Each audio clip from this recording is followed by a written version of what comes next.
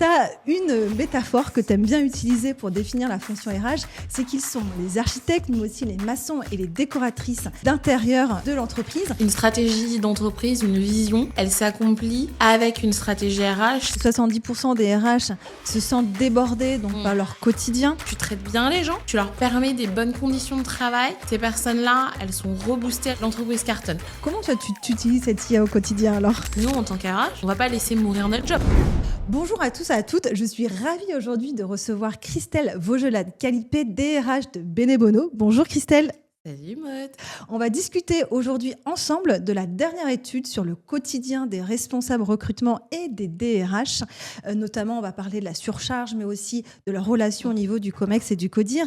Et tu as une métaphore que tu aimes bien utiliser pour définir la fonction RH, c'est qu'ils sont les architectes, mais aussi les maçons et les décoratrices d'intérieur de l'entreprise. Est-ce que tu veux en dire un petit peu plus ? Ouais, je pense que la fonction RH, elle est hyper vaste. On pourrait en faire un sujet philosophique de est-ce que en fait tout le contour de la RH doit rester en RH.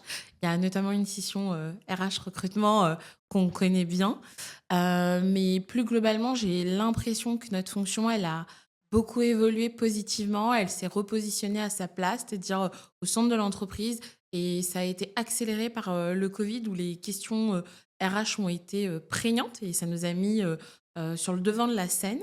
Il reste encore pas mal de choses à faire. Et pour moi, quand ma métaphore de la maison RH et du fait qu'on est architecte, on fait le plan de la maison, on est maçon, couvreur, on fait la décoration d'intérieur, c'est juste pour dire qu'une stratégie d'entreprise, une vision, elle s'accomplit avec une stratégie RH. C'est vraiment un millefeuille, c'est l'un au-dessus de l'autre et c'est imbriqué. Tu peux pas enlever une couche, ça fait pas fonctionner l'entreprise. Et on a souvent tendance à avoir les RH comme la fonction à part. Moi, ma philosophie, c'est plutôt de se dire comment on fait pour réaliser cette vision d'entreprise et comment on pilote l'humain pour le faire de la meilleure des façons. Voilà. Super. En plus, toi, tu as navigué dans cet écosystème start-up maintenant depuis plus de 15 ans et notamment, tu as travaillé chez Mangopé, qui est une pépite française. Tu partageais aussi que depuis 2016, moi je suis arrivée, ce serait en 2018 à Paris, dans cette mouvance de la Startup Nation de notre président, donc Macron. Et c'était l'émulsion entre l'hypercroissance, les levées de fonds.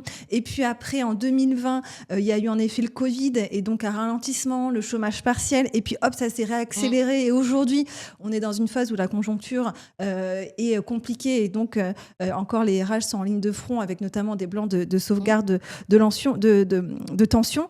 Comment tu perçois ça, toi qui l'as vécu aussi de l'intérieur ? Ça fait depuis quelques années maintenant qu'on a le vent en poupe. J'avais envie de dire enfin.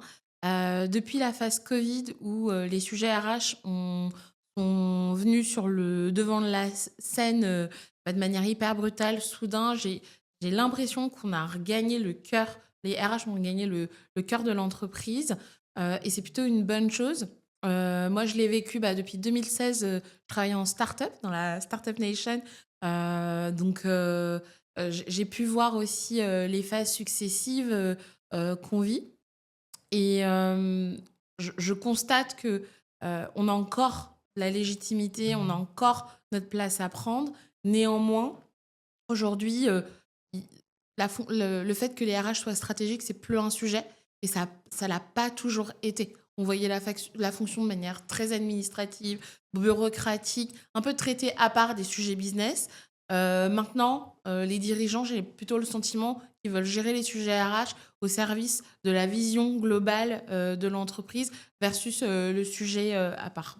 C'est vrai que le RH et le DRH est passé du chef du personnel de aujourd'hui directeur ou directrice de ressources humaines. Donc c'est déjà, on voit en 20 ans aussi cette évolution. Sachant que ce qui est intéressant, c'est ce chiffre, notamment de LinkedIn, qui t'avait aussi pas mal surpris quand on en a discuté. C'est que 82% des professionnels estiment que l'impact stratégique des RH est bien compris au sein de leurs organisations. Et donc, toi et moi, c'est vrai qu'on échange aussi sur ces sujets RH. On le voit malgré tout sur les réseaux sociaux que tout le monde, entre guillemets, déteste les RH. Et donc, c'est vrai qu'on a encore cette image qui nous colle à la peau, peut-être de d'antan, on va dire entre Mmh. guillemets, mais que en effet, de plus en plus, les dirigeants reposent cette fonction RH au cœur des priorités des entreprises. Est-ce que tu veux un petit peu développer cet aspect-là? Ouais. Mm. Alors, peut-être que j'ai un biais de négativité, mais moi, j'étais hyper étonnée de ce résultat-là. Enfin, je m'en réjouis. Ouais. J'ai plutôt le sentiment, quand j'en discute avec des pairs qui sont responsables recrutement, RRH, DRH, qu'il y a encore une difficulté à faire entendre leur voix, que c'est pas simple de mettre les sujets RH et qu'il y a aussi une question de moyens. Est-ce qu'on a vraiment les moyens de bien faire le job et de répondre aux attentes des salariés? Donc, plutôt bonne surprise, en se disant, bah, en fait, il y a plus de sujet. La plupart des entreprises ont compris que le sujet, était, important. Maintenant, il faut absolument, que cette prise en compte, elle se traduise par des actions. Sinon, en fait, on en reste aux déclarations d'intention, on donne pas de moyens à la fonction RH et on n'avance pas. Mmh. Et tu disais parfois aussi que, on rate l'humain, dans beaucoup d'entreprises, alors que finalement sans humain, il y a pas forcément de croissance. On sait tous et toutes que l'entreprise, c'est un corps économique. Mmh. Si, l'entreprise veut survivre dans son marché, elle doit faire du chiffre d'affaires, elle doit faire de l'argent. Ça, c'est indéniable et donc c'est vrai que, je sais pas si tu connais la doctrine de Freeman qui disait que la seule responsabilité de l'entreprise, c'était le profit. Aujourd'hui, Mmh. c'est terminé. Déjà, parce que on a envie d'autre chose. Je pense qu'on est une génération qui a envie en plus d'impact, de responsabilité sociale. Mais quand même, encore aujourd'hui, on peut rater l'humain dans certaines entreprises et faire passer la croissance à tout prix sans prendre en compte les enjeux humains. Et c'est là, en fait, que réellement la puissance des RH prend corps. Ouais et après, je sais pas si on a envie d'être, manichéen, tu vois? Mmh. En se disant: «C'est soit l'humain, soit les profits». Peut-être que c'est un peu candide, mais j'ai envie de me dire: «Oui, en fait, les entreprises ont envie d'être, profitables. Elles ont envie, bah, de gagner des marchés et de faire en sorte, bah, d'exister demain et après-demain. Mais pour faire ça, encore une fois, elles ont besoin d'humains». Et donc, le sujet, c'est, comment on arrive à accompagner les gens, bah, pour que l'entreprise, performe, hem et en même temps, sans, jeter les gens, sous le bus, quoi. Pour moi, c'est vraiment le sujet et je pense que c'est pas l'un, sans l'autre, c'est les 2, de manière hyper pragmatique, et après, encore une fois, de comment on le fait, quoi. Et donc, quelle solution, toi, tu y vois pour replacer, peut-être Mmh, pour des DRH, cette mission, en effet, business et humain? Et mmh, donc, en effet, l'un ne va pas sans l'autre et l'autre ne va pas sans l'un. Et c'est là la complexité de notre métier au quotidien, mmh. c'est de manier les deux. Et donc, quelle solution, toi, tu y vois pour avancer dans ce chemin-là? Ouais. Mm. Alors c'est une super bonne question, c'est une question hyper large. Je sais pas si j'ai, toutes les réponses, mais, hem, je pense que de manière générale, on a beaucoup de RH qui ont envie de déployer, des initiatives au service, bah, des salariés et vraiment c'est tout à notre honneur d'avoir, ces attentes-là. Peut-être qu'il faut, qu'on on ait aussi dans notre boîte à outils, cette appétence business qui nous permette de dire: «Bah, en fait, pour le faire, il faut que la vision de l'entreprise se réalise». Donc j'ai plutôt envie d'aller dans ce terrain-là et d'inviter et je pense que c'est déjà le cas, mes pairs à vraiment, être, aux côtés du business et à se dire: «Bah, comment on va y arriver?» et comment on va y arriver avec les personnes qui font l'entreprise, quoi. Mm. C'est plutôt ma philosophie. Ouais, donc finalement, de nicher un peu sa promesse.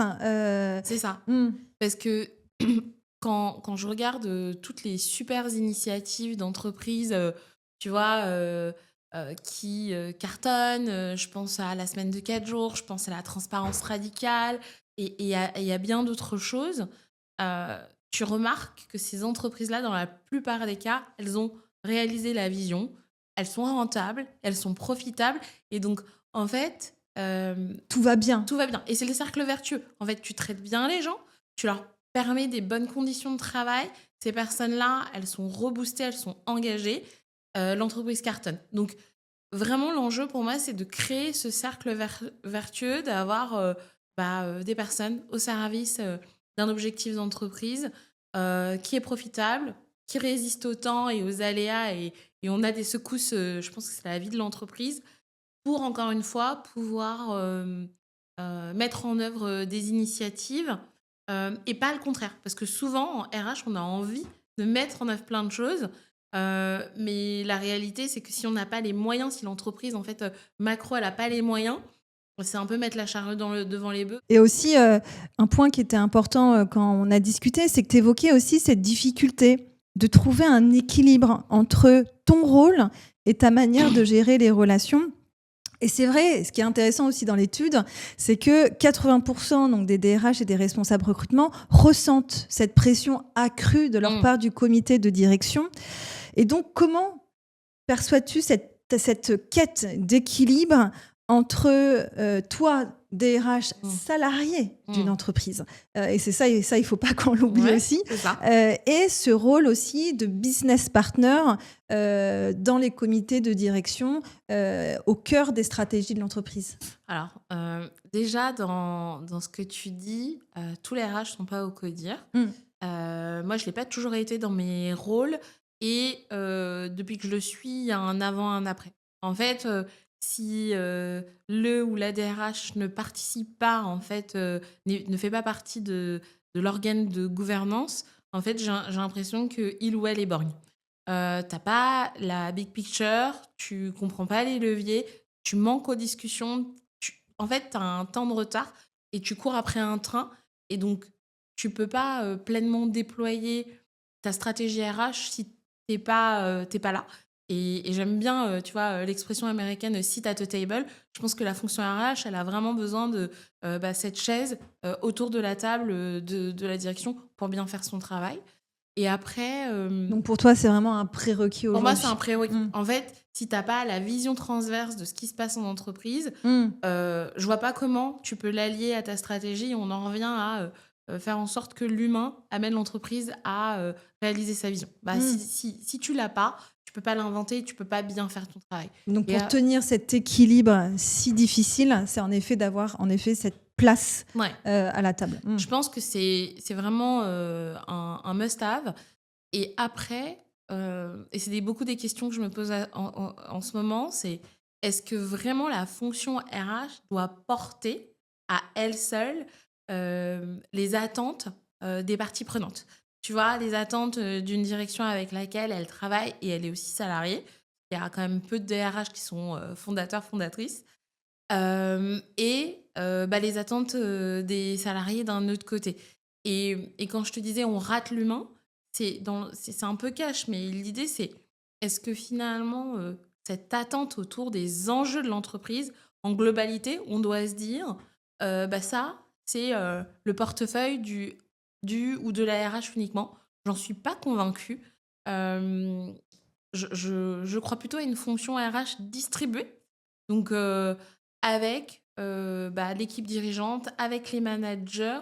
Et je pense que c'est comme ça, collectivement, qu'on arrive à vraiment avoir une stratégie RH qui est puissante versus que ce soit un précaré d'une fonction. Donc, c'est un peu mes réflexions du moment. Et de plus en plus, je crois vraiment en cette fonction distribuée, avec des rôles évidemment différents, avec une fonction RH tu dirais qui pilote. autonome? J'aime bien tu vois, l'image du pilote, tu vois, la fonction RH avec le ou la DRH qui est pilote, mais avec des coéquipiers, un équipage de bord, tu vois, vraiment comme dans l'avion, quoi. Tu as besoin de ton équipage pour faire tourner l'avion, le faire voler, t'occuper des passagers qui sont les salariés. Et donc, c'est un peu ce truc-là qu'il faut mettre en œuvre versus être une fonction silotée de son côté, qui, encore une fois, est à côté du business. Et d'ailleurs, tu vois, on dit souvent de la fonction RH qu'elle est business partner. En tout cas, on se targue, mais on ne dit pas ça de la finance. Oui. En fait, on ne dit pas la finance, c'est une fonction business partner. En fait, ça va de soi. Donc, le fait de le rajouter, c'est presque comme si, tu vois, on devait le légitimer. En fait, la stratégie des humains qui composent l'entreprise, c'est la stratégie de l'entreprise. Aussi, l'étude démontrait, et ça on en avait aussi discuté, c'est que 70% des RH se sentent débordés donc par leur quotidien. Est-ce qu'il y a certains chiffres qui t'ont étonné sur cette étude? Comment toi tu le ressens dans ton quotidien? Ouais. Et bah, c'est 70 de RH et responsables recrutement débordés, aucune surprise. Je me reconnais, je fais partie de cette personne sur 10 pour plusieurs raisons. La première, c'est que je pense que notre fonction, elle peut encore mieux s'outiller, et notamment en gestion de projet, de la façon dont on travaille. On n'a pas besoin de réinventer la poudre. Moi, je m'inspire beaucoup de la manière dont marchent les équipes tech, produits, de l'agilité au service des RH, de la gestion de projet.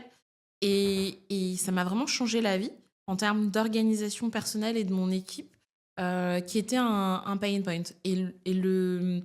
L'autre point, c'est que encore une fois, les RH sont débordés parce que à un moment donné, on a des attentes de part et d'autre avec des moyens qui suivent pas.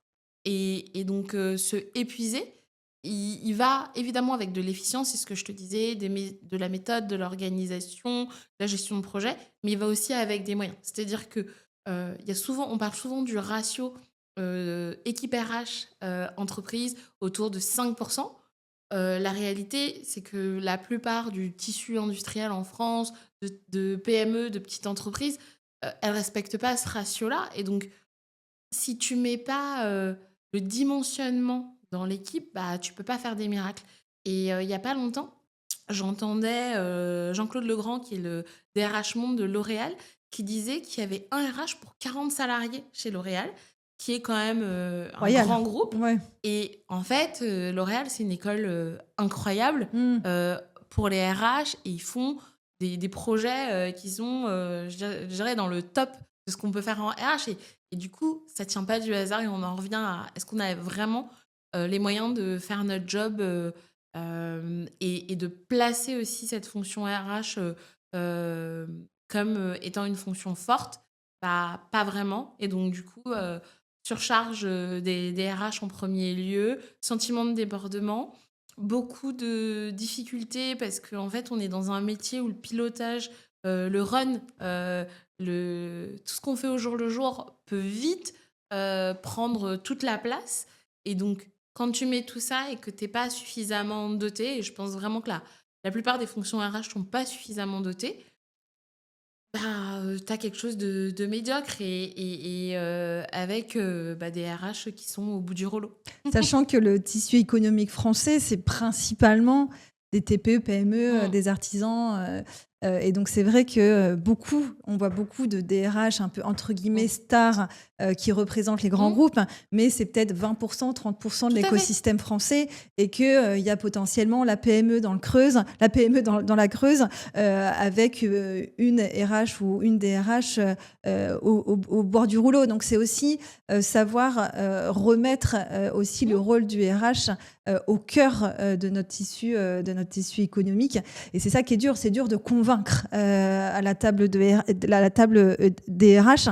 Et souvent, c'est là où l'épuisement vient. C'est-à-dire que quand on essaie de vendre, entre guillemets, un projet pour X ou Y raison, et qu'à chaque fois, on a des retours négatifs, c'est là où le RH ou la RH s'épuise dans la vente, entre guillemets, de ces services. Toi, comment tu gères ça? Parce que ça crée beaucoup de frustration, beaucoup de stress.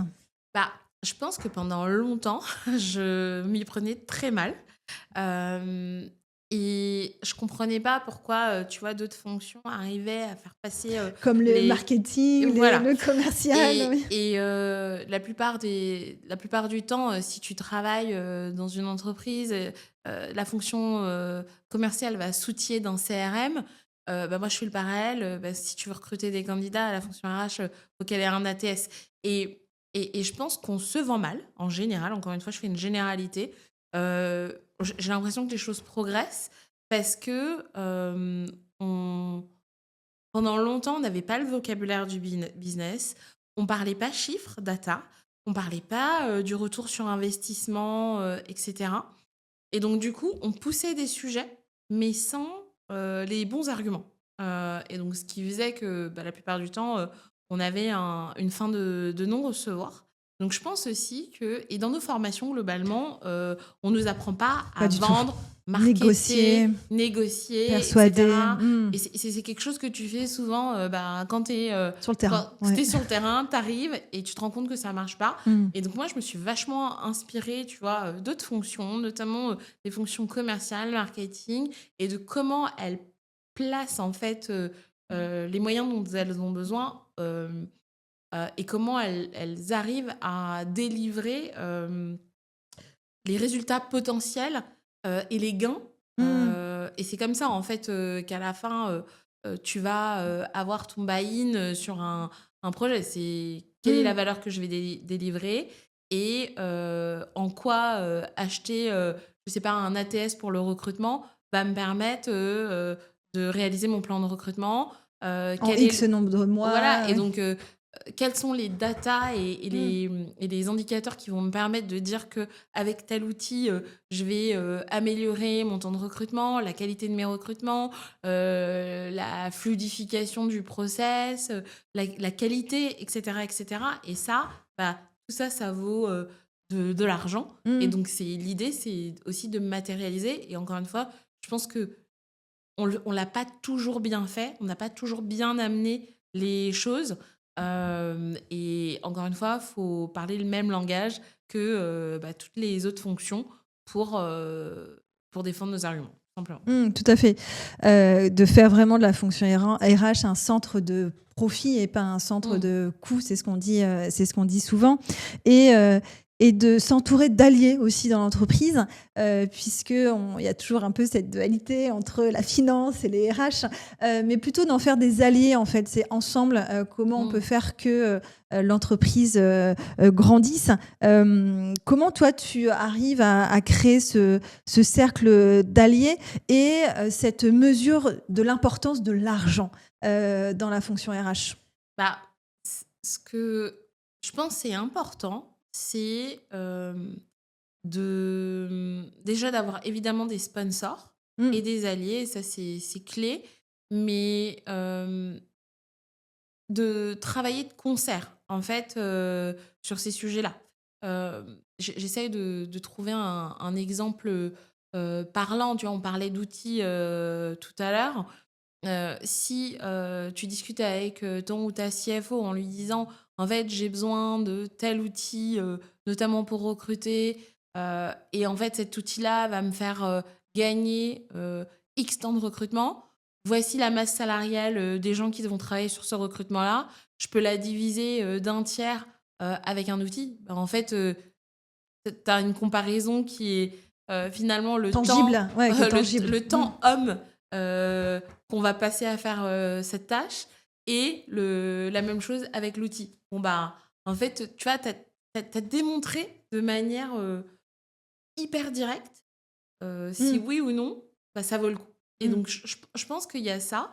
Et après, le deuxième point, c'est que il y a un sujet de faire rayonner ces sujets-là en dehors de la sphère RH. Et encore une fois, de les placer comme thématiques d'entreprise. La façon dont on va recruter, la façon dont on va gérer les gens, tout ce dont on a besoin pour faire des ressources humaines. Fluide et efficace. Fluide et efficace, c'est pas un sujet RH. En fait, c'est un sujet comme on va parler du business plan d'une entreprise, comme on va parler, je sais pas, du légal. C'est au cœur de ce qu'on doit faire. Donc, il y a un enjeu de... Ces sujets-là sont pas traités à part, encore une fois, sont traités à côté des autres et sont aussi imbriqués les uns aux autres. Et donc, l'idée, c'est aussi d'aller tirer cette pelote pour comprendre en quoi ça répond aux enjeux globaux des autres fonctions.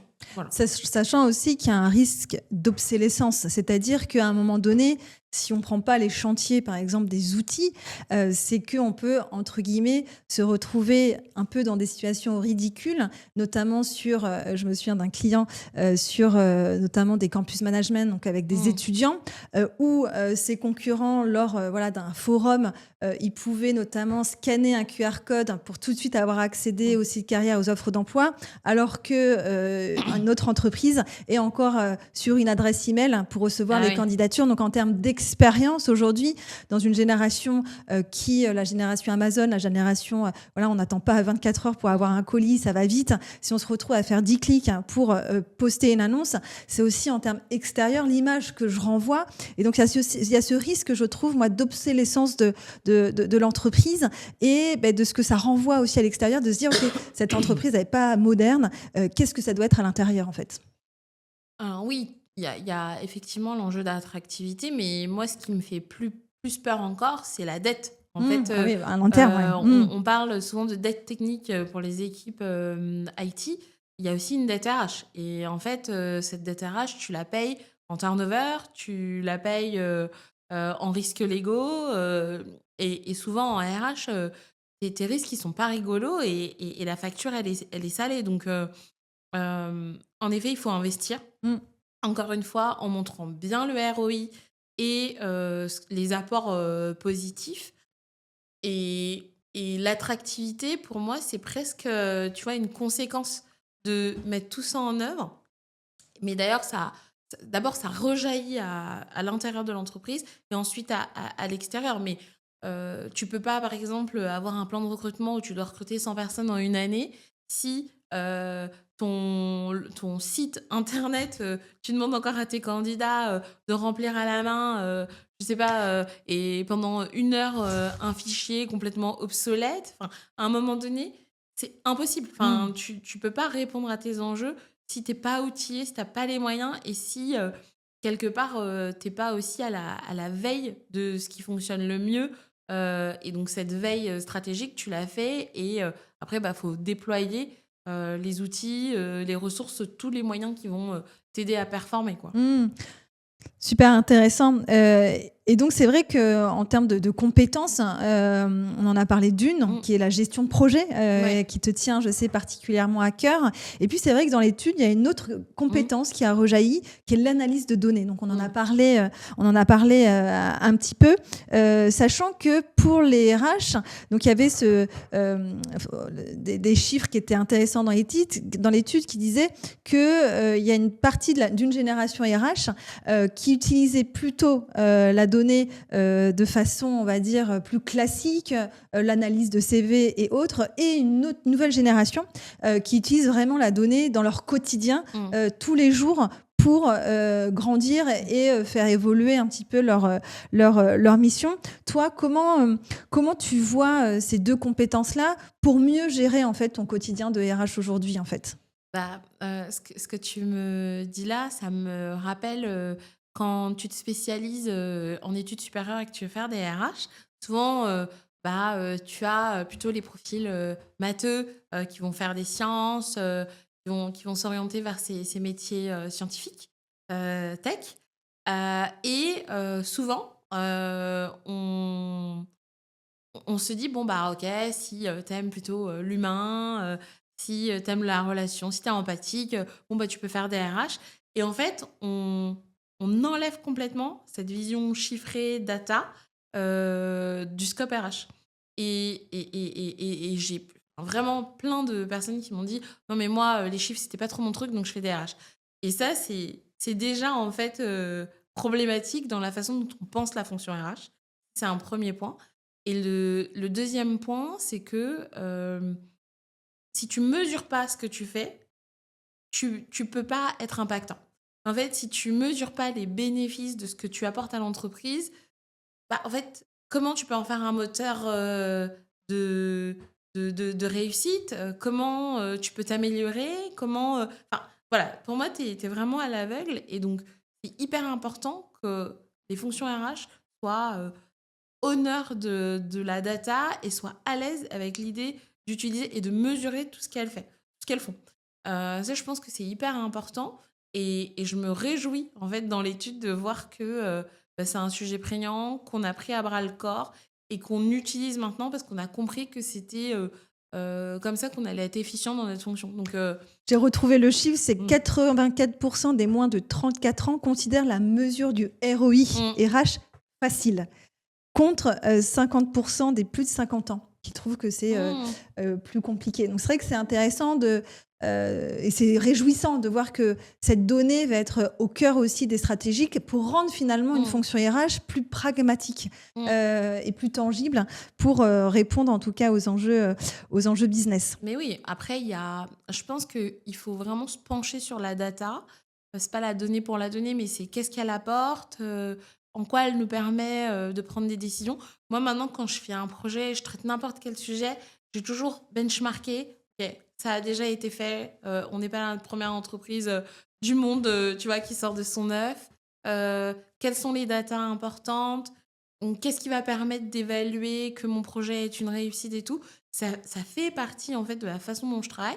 Ça n'a pas toujours été et en effet, bah, quand tu mesures, tu peux aussi, encore une fois, montrer, des résultats tangibles, montrer les bénéfices que, tu as pu produire et c'est aussi comme ça que tu rends notre fonction, impactante et on peut pas s'en passer. Hmm. Pour moi, c'est un indispensable, de la fonction aujourd'hui.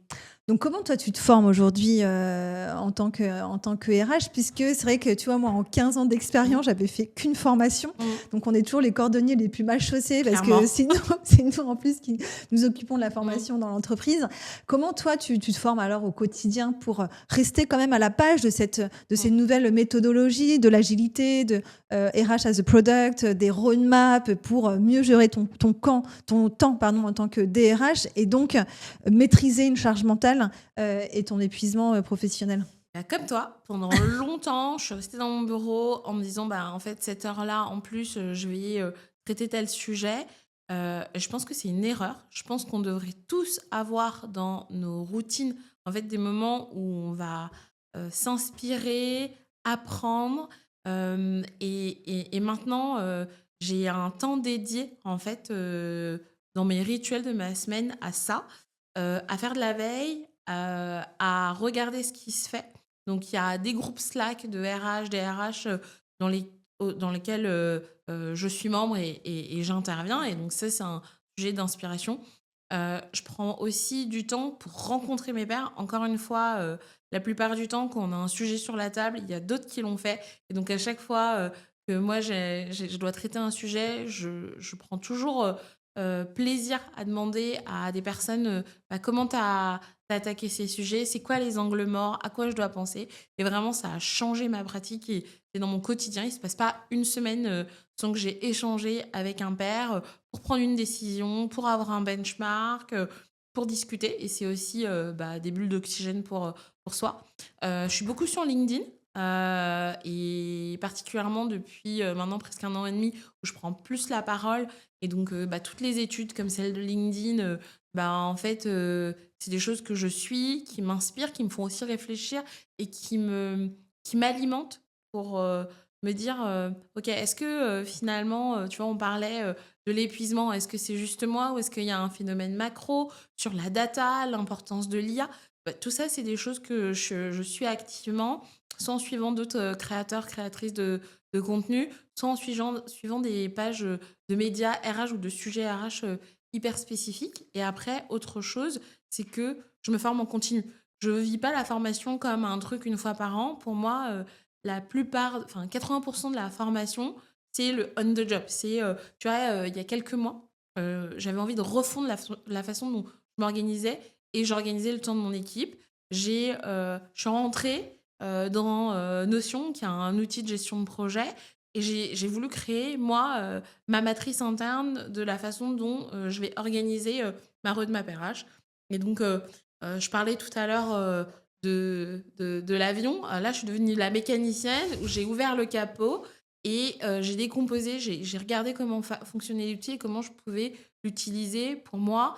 Et de la même chose pour l'IA, etc. Je pense qu'il faut si j'ai une solution, c'est qu'il ne faut pas attendre le moment, mais il faut vraiment se dire, dans ma semaine, bah, j'ai 2 heures qui sont calées pour aller regarder ce qu'il fait, ce qui se fait, m'inspirer, me former sur des outils en continu. Et dans l'équipe aussi, dans mon équipe, on a souvent des lunch and learn, donc une fois par trimestre, où on vient explorer en fait un sujet. La dernière fois, j'avais lu le livre de Jessica Swan qui parle justement de People as a Product, et j'en ai fait une fiche que j'ai partagée. Donc on a fait un déjeuner, c'était hyper convivial, une façon de nous retrouver. Et j'ai vraiment synthétisé les concepts qui me parlaient avec un truc hyper pragmatique de bah, dans les semaines qui suivent, voilà ce qu'on pourrait mettre en place. Est-ce que vous êtes d'accord? Qu'est-ce que vous en pensez? Etc. Et il y a aussi, et ces lunch and learn, on les fait aussi avec d'autres équipes. On avait notamment invité les équipes de Voct à Trop bien. venir parler de politique salariale. Mmh. Et en fait, c'était vraiment un échange de pair à pair de nous, notre politique salariale, voilà comment on l'a pensée, voilà les sujets, le temps que ça a pris.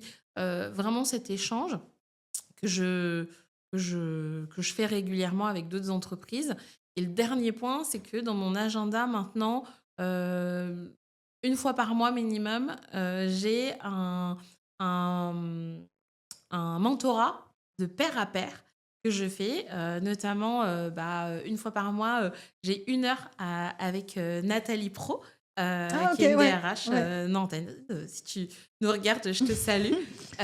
Où on se dit, bah, c'est quoi tes problématiques du moment? Est-ce que tu l'as déjà géré? Et vraiment, c'est un échange sur nos sujets. Et ça, je le fais de plus en plus régulièrement, d'avoir des moments comme ça où j'échange mes pratiques. C'est vraiment le vie ma vie sur des trucs hyper profonds, hyper deep.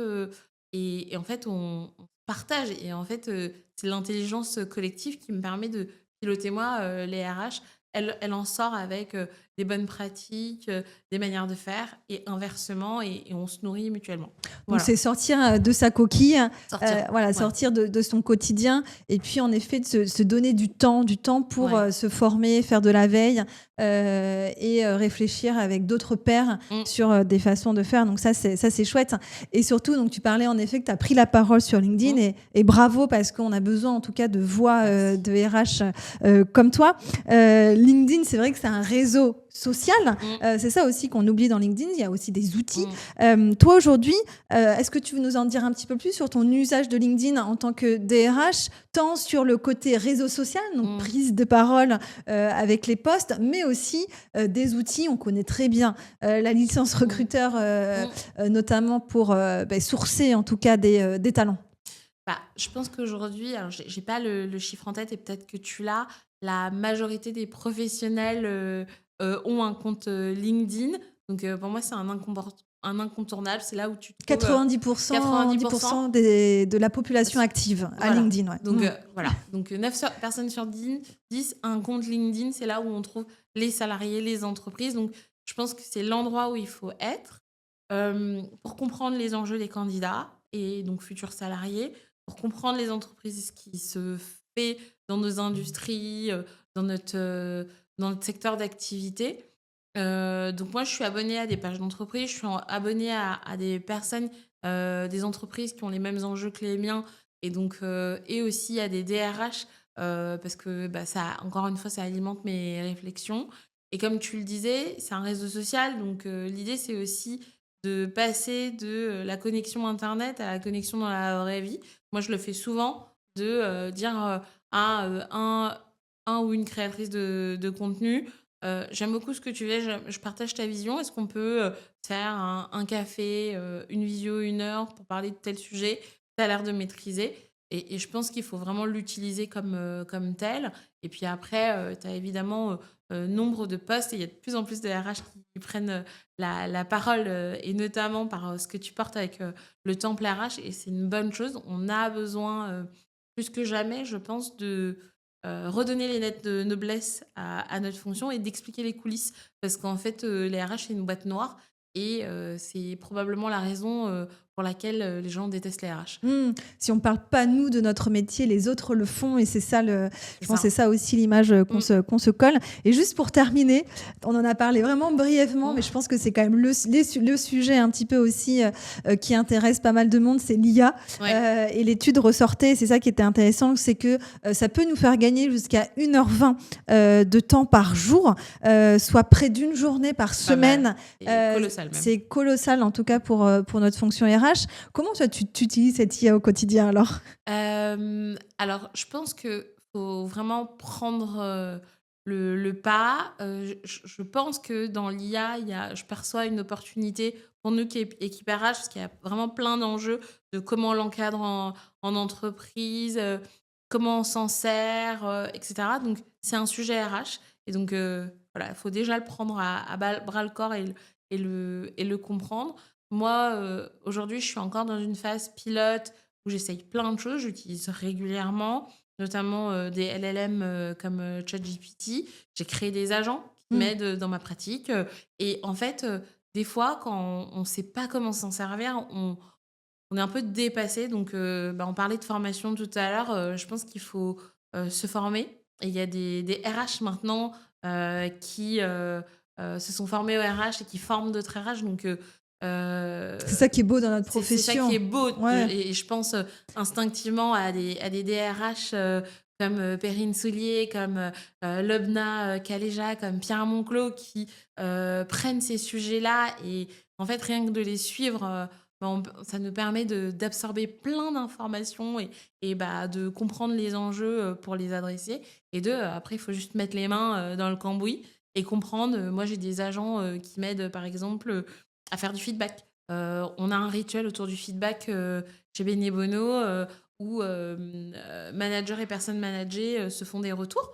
Et donc, moi, pour vraiment coacher mon équipe, j'ai créé un agent pour développer mon feedback, bien le construire, qu'il soit actionnable, etc. Et ça, j'ai un petit agent pour les entretiens. Il y a plein d'outils maintenant qui existent de transcripts, de résumés d'échanges. Et on passe plus des heures à se faire des synthèses d'entretien. On a tout ce qui est entretien structuré aussi, créer en fait ces matrices d'évaluation avec l'IA. Enfin, vraiment, moi, je développe mes cas d'usage petit à petit et je l'utilise tous les jours.